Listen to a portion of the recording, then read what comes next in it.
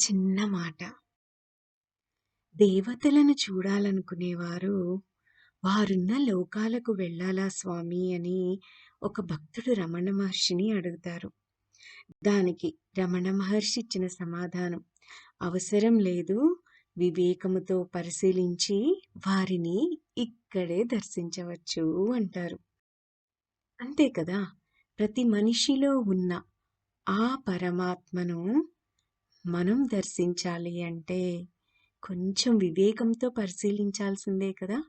మరి ఈ రోజంతా కూడా అలాంటి అనుభవాన్ని ఎక్స్‌పీరియన్స్ చేద్దామా? ప్రతి మనిషిలో ఉన్న ఆ పరమాత్మని సోల్ టు సోల్ టాక్ లాగా మీకెదురైన ప్రతి వారిలో ఆ ఈశ్వరుణ్ణి, ఆ పరమాత్మని, మీ ఇష్ట దైవాన్ని